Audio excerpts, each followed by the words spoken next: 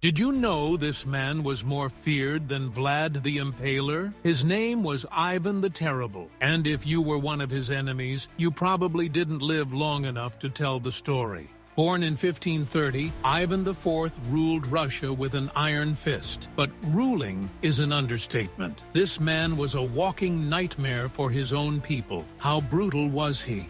Well, let's just say if you even slightly annoyed him, you were either executed, tortured, or sent to one of his labor camps, where people would rather starve than endure the daily punishments. He had a secret police force called the Oprichnina, whose job was to hunt down anyone suspected of disloyalty.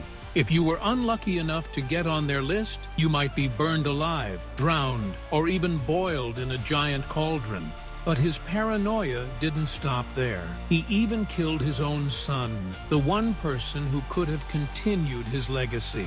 A simple argument escalated into a fatal blow, leaving Russia without an heir and plunging the country into chaos. And get this, he loved war so much that he personally led battles against his enemies even when he was sick and barely able to stand. The man simply had zero chill. Despite his cruelty, he also transformed Russia into an empire, laying the foundations for what would become one of the most powerful nations in history. Love him or hate him, one thing's for sure. Ivan the Terrible was one of the most ruthless rulers the world has ever seen.